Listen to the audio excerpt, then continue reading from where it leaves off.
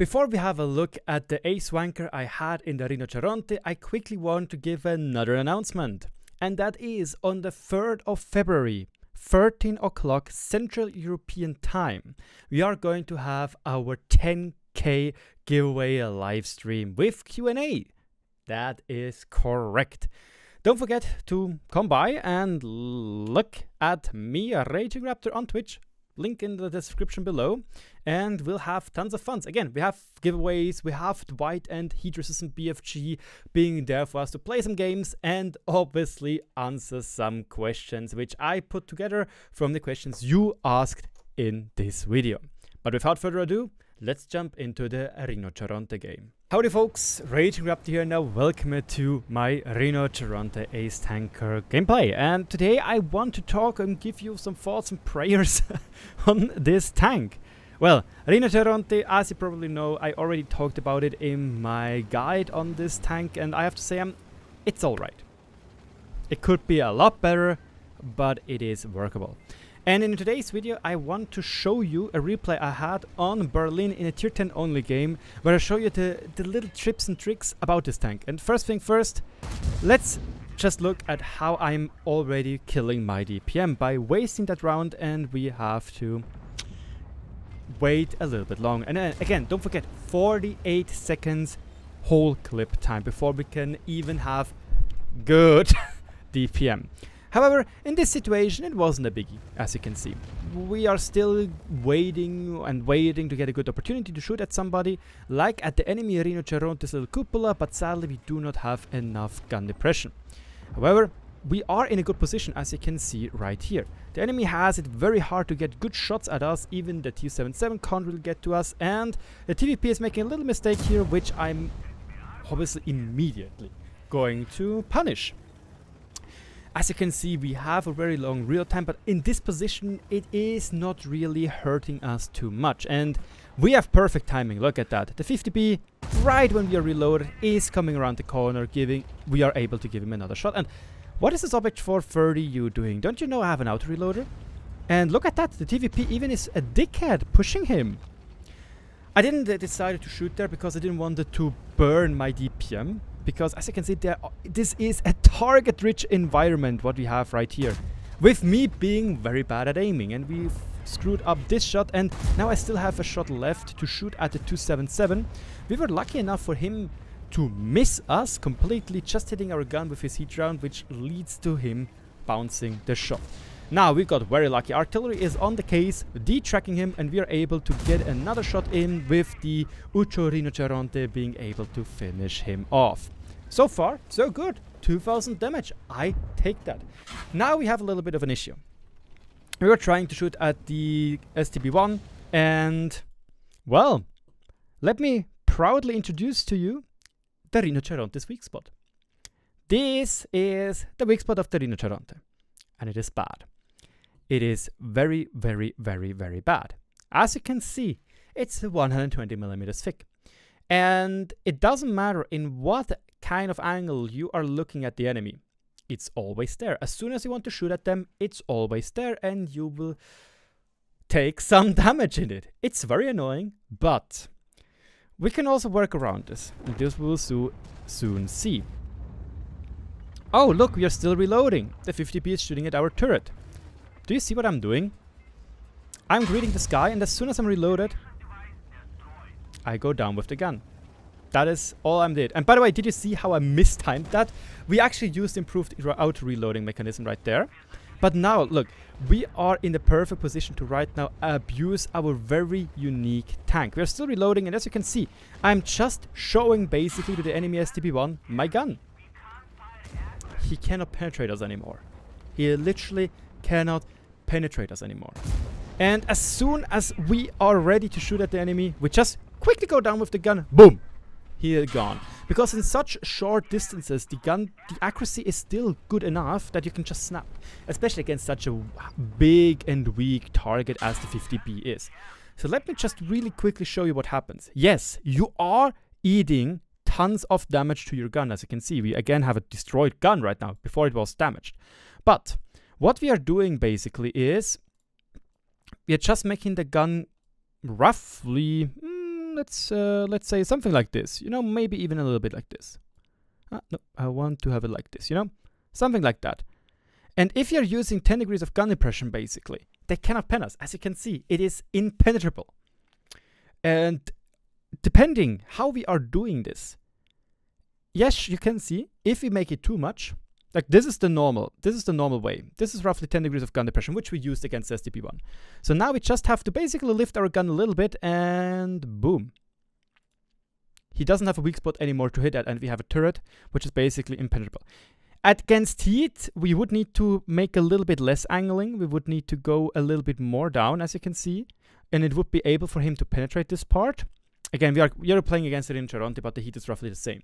But you can see that we are basically very, very goodly armored against premium rounds as well, if we are using proper technology or proper gameplay mechanics. And this is what I love about the RinoCeronte. If you know the Squirk, you have such a good turret, and it's so much fun to bait people into that. And you can see, the SDP1 definitely is not enjoying himself. You can see me just shaking our gun, and as soon as we are reloaded, we just go down, plap him one in. We got lucky that we hit, by the way, with a broken gun, and now we just do a little bit of shaky shakes. Because what are we supposed to do anyway? Just shaking here, waiting for the SDP1 to maybe do a move, maybe do something, and I was like, at this point I was, you know what, we kind of have to try and do something. Now we are a little bit in a bad situation because we have to drive like this, and the SDP1 gets in another shot, hitting our fuel tanks, which is unlucky. But I decide to YOLO him. Why?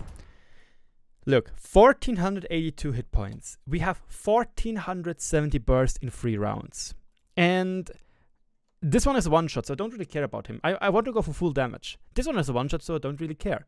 So what I want to do is try to clip the SDP1 into his garage, which should be doable. We would need to be lucky, but we'll see what goes. Boom.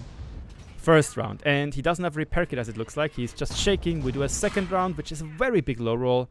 And the third round, leaving him at how many hit points? 39. But luckily enough, the other RinoCeronte is there to save us our life. And again, this is what the RinoCeronte kind of makes strong, when you have times where you can just clip, you know, where it doesn't really matter when you are clipping too much or when you don't really need to pay attention to your time. And here I tried to drive up to the IS-7, maybe get some shots in, but didn't really work. However, you can see my repair kit is now up and running again, so I decide to use that, I think, right about now to have a proper gun again, which should be perfect for us, and also repaired fuel tanks, so we wouldn't start burning when an E50M, for example, would hit our side. One thing about the turret of the RinoCeronte, and I already mentioned that, it's very susceptible to HE, which is kind of frustrating to play against, as you might guess. But now we're trying to bait the IS-7 to shoot into us. He bounces. Luckily enough, we take our time, and boom, he is a gunner, and we still have one more round left. Kudos to the Stage 2 for saving my ass against the against the Jackpan 700. Yeah, he saved my butthole right there. And we are right now reloaded, and again, you see, the aim circle is huge when you're not standing still. But if you're starting to aim in, it gets rather small, which is nice. Again, this is kind of nice about the RinoCeronte in general. But on the move, shooting on a move, it's... Nah, dudes. It's not going to happen. We're at 5,200 damage right now, which is very good, and I really enjoy that number. It's very nice, but the game is not done yet. The enemy could in theory still win this game, but it would be rather tough. We spot the Object 261, finishing him off with a single shot, which is nice. Kind of missed that one because of hasty aiming and me not driving out further. We got stunned by the GWE100, and I decided to immediately take away the stun because, I don't know, being stupid, that is literally what it was. And I guess Loro Leminoir doesn't care about aiming. He just shoots on a move, getting the T-57 Heavy out of the game. As you probably know, I dislike Arty. I really dislike Arty. So I'm obliged to try and get the enemy Arty. Boom! One shot down, and Object 261 is getting the other kill. We were lucky enough to not get spotted because chances were pretty big. The enemy Arty would try to kill us, you know?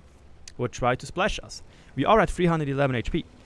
The good thing is, I also started to invite the other RinoCeronte because might get brothers in arms, so it would be amazing, la-di-da, all are happy. And yeah.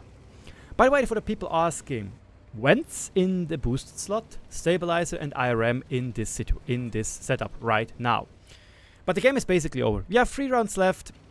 Not much else to do. There's still 1 E4 remaining. And what is he doing, this cutie pie? Is he so nice to give us some damage? Apparently he is. Bonk.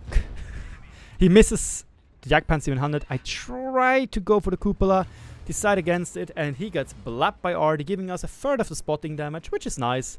And it looks like we are going to win this game after all. 6,763 damage, 3,500 block with this little quirk. Sister, this is really what I like about the RINOCERONTE. But the thing is, it doesn't work when people are spamming too much premium rounds. Because those plates are still not that strong, you know. We can watch it here again. You can see, even if we are hiding our weak spot, you know, this is not hiding our weak spot, right? Going up, we're going up. This starts to be hiding our weak spot. And this is a very weird angle, because usually you would just go something like this, you know. Something like this you would go. And then you can see with heat rounds, they would be able to penetrate this spot right here. And they still have a 47% penetration rate over here. Again, if you're at around 10 degrees of gun depression, which should be around this, let's go like this, yeah. And we go up.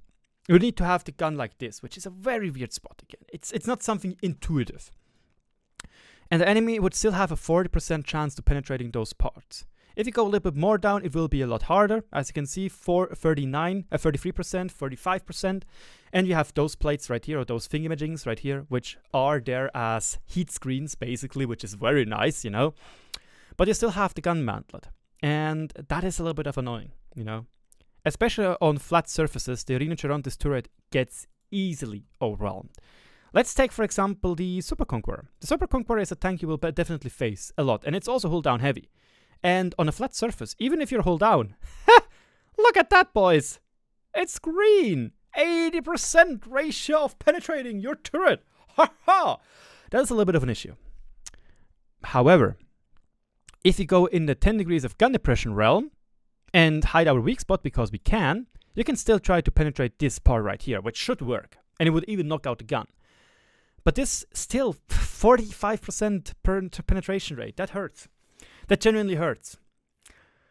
But that's the RINOCERONTE for you guys. Let's just quickly go into the post-game stats and see what we've done there. Yeah, it was an ace tanker, as already mentioned in the title. We had the steel wall, we had the high caliber, and we did have the Confederate medal. We did a lot of stuff. We did a load of stuff. Sadly, we didn't really do any special module damage, but we did a lot of damage. The other RINOCERONTE also was at 5k damage, which I was genuinely surprised. Well done to him. And I do want to point out, we were lucky. Why were we lucky? Because artillery decided to not really focus us. And that was perfect. That was genuinely perfect. Maybe they didn't have a good angle on us, but it worked out. In the end, look guys, I do enjoy the RINOCERONTE. I really do. I think it's a unique vehicle and it has its pros and cons. I really think it needs buffs. Don't get me wrong, I really do think it needs buffs. But again, Wargaming's thing that they said that they didn't want to make them overperform really did work, because those tanks are 100% overperforming, which is a good sign in the end. Yeah. Anyway, I hope you enjoyed today's video. If so, let me know in the comment section below and give it a thumbs up. Don't forget to subscribe if you always want to be up to date if you haven't already. Cheers and good luck on the battlefield. Bye bye.